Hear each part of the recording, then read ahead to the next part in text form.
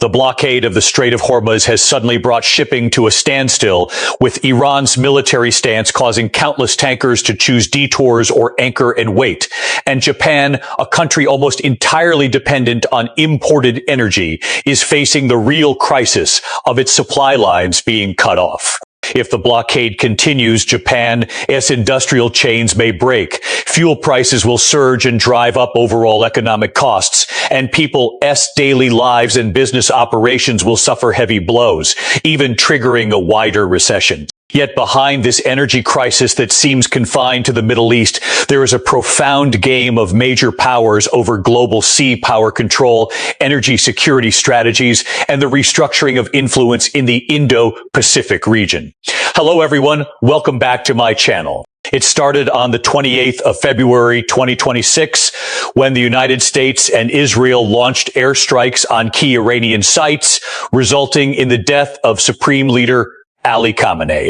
Iran responded by declaring the Strait of Hormuz closed to commercial traffic, with Revolutionary Guard units warning that any vessel attempting passage would face attack. Nearly 1/5 of global oil shipments normally pass through this narrow waterway, and the sudden halt sent Brent crude prices surging past $100 a barrel. Almost overnight, markets in Tokyo, Seoul, and beyond opened to immediate turbulence, with shipping insurance rates for the Gulf jumping dramatically. For Japan, the blow lands with special force. The country still imports 87% of its total energy supply, and over 90% of its crude oil comes from the Middle East. Roughly 70% of those shipments have historically routed straight through the Strait of Hormuz. Although national law requires reserves covering 254 days of consumption, the government has already begun controlled releases from both state and private stockpiles to prevent panic buying. Liquefied natural gas presents a tighter bind. Only a small fraction of Japan's LNG normally travels the Hormuz route, yet analysts warn that power generation reserves could run critically low within 2 weeks if alternative deliveries are delayed. The first signs of strain are already visible on the ground. Truckers report higher diesel costs, pushing freight rates up 15% in a single week. Manufacturers in the auto and electronic sectors have issued warnings about possible line slowdowns. Households in Tokyo and Osaka are seeing electricity bills climb as utilities scramble to secure spot cargoes from Australia and the United States at premium prices. The yen has weakened further against the dollar, adding imported inflation on top of the energy shock. But the real difficulty runs deeper than these immediate price spikes. Japan's post-war growth model was built on the assumption that friendly sea lanes would always remain open. That assumption is now being tested in real time. Unlike nations that have spent the past decade building overland pipelines and domestic alternatives, Tokyo still depends on maritime chokepoints that lie far beyond its control. This moment forces a reckoning with vulnerabilities that were long acknowledged in white papers but rarely confronted in policy. At the same time, the United States has begun pressing allies to help reopen the waterway, with President Trump publicly calling on dependent nations to join a coalition effort. For Japan, this creates a painful bind. Constitutional limits and public sentiment make direct naval involvement risky, yet refusing to assist could strain the alliance at a moment when security guarantees feel more valuable than ever. Behind closed doors, Japanese diplomats are walking a narrow line, offering logistical support while avoiding combat commitments. If we pull the lens back slightly, the contrast with other regional players becomes striking. Countries that have diversified their supply routes through pipelines from Russia and Central Asia, or accelerated renewable rollout and electric vehicle adoption, are experiencing far less immediate pain. The current disruption is therefore not merely a supply shock. It is a live demonstration of how different strategic choices made years ago now translate into very different levels of resilience. When the sea lanes turn dangerous, the crisis is also quietly reshaping diplomatic calculations. Beijing has called for calm and safe navigation while quietly maintaining its own diversified imports. Washington finds itself needing Asian partners more than ever, yet those partners are weighing the costs of entanglement against the benefits of staying on the sidelines. What began as a confrontation in the Gulf is therefore quietly accelerating a broader conversation about who actually controls the arteries of global energy in the 21st century. The situation is still fluid. Iran has shown no sign of reopening the strait soon, and military activity around the waterway continues. Japan is tapping reserves and exploring emergency deals, but the longer the closure lasts, the harder it becomes to paper over the structural gaps. The situation is still fluid. Iran has shown no sign of reopening the strait soon, and military activity around the waterway continues. Japan is tapping reserves and exploring emergency deals, but the longer the closure lasts, the harder it becomes to paper over the structural gaps. What makes the pressure especially acute is the way this disruption is rippling through Japan's tightly interconnected industrial base. The automotive sector, which accounts for nearly 10% of GDP and employs millions, is already recalibrating production schedules. Toyota and Honda have quietly instructed suppliers to prepare for possible component shortages as higher freight costs and fuel prices begin to squeeze just-in-time delivery systems that were never designed for sustained disruption. Steel mills in Kobe and Kitakyushu are facing similar headwinds. Their blast furnaces run on imported coking coal that often travels the same vulnerable routes, and any sustained spike in energy costs threatens to push marginal producers into the red.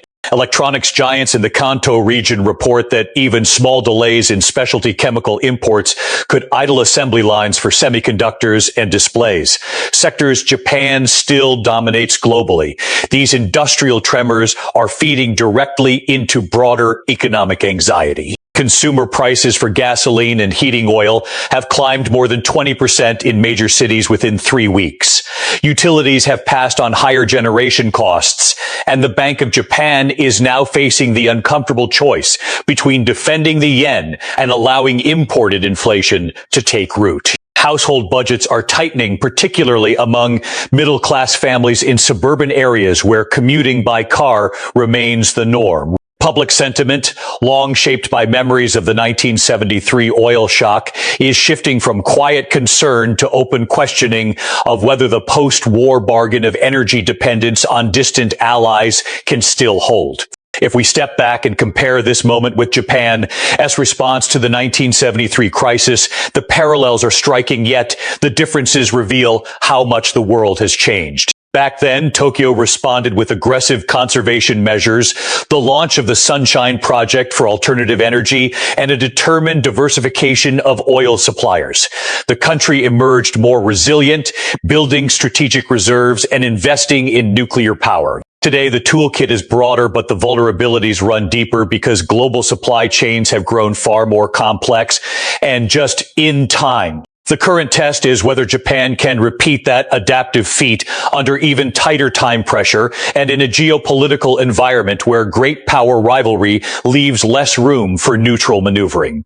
The diplomatic tightrope Japan is walking has become the quiet focus of every foreign ministry briefing in Tokyo. Washington is pressing for tangible support in any coalition effort to secure the strait, ranging from naval escort contributions to intelligence sharing and even forward-basing rights for American assets.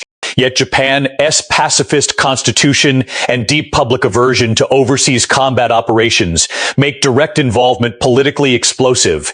Prime Minister's office sources describe intense internal debates about how much logistical assistance can be offered without crossing domestic red lines. At the same time, Japanese diplomats are quietly sounding out alternative suppliers, from increased LNG cargoes out of the United States and Australia to emergency oil swaps with South Korea. The unspoken question hanging over these conversations is whether prolonged dependence on American security guarantees might one day force Tokyo to make concessions elsewhere, perhaps in the Indo-Pacific theater. This brings us to the contrast that few in Tokyo want to discuss openly, but everyone is watching closely: China's relative position. Beijing has spent the past 15 years methodically reducing its exposure to any single choke point. pipelines from Russia and Central Asia now carry a growing share of its crude, while massive investments in renewable capacity and domestic coal have buffered the impact of Gulf disruptions. Chinese state energy firms are already quietly offering spot cargoes to traditional customers at premiums that still undercut panic pricing. The message is subtle but unmistakable. Strategic patience and diversification pay dividends when the sea lanes turn dangerous. Japan, by contrast, finds itself in the uncomfortable position of watching a rival demonstrate exactly the resilience it once hoped to achieve, but has not yet fully realized. The ripple effects are already reaching the Taiwan Strait and the broader Indo-Pacific balance. American attention and resources are being drawn toward the Gulf at the very moment when tensions around Taiwan remain elevated. Japanese defense planners are privately assessing whether a distracted Washington might be slower to respond to any gray zone incidents closer to home. This is not alarmism. It is the cold logic of alliance management when one partner faces multiple simultaneous crises. The current energy shock is therefore quietly accelerating conversations in Tokyo about whether Japan needs to accelerate its own military posture adjustments, perhaps through deeper integration with Quad partners or even modest steps toward collective energy security arrangements. If the blockade stretches into months rather than weeks, the worst-case scenarios begin to crystallize.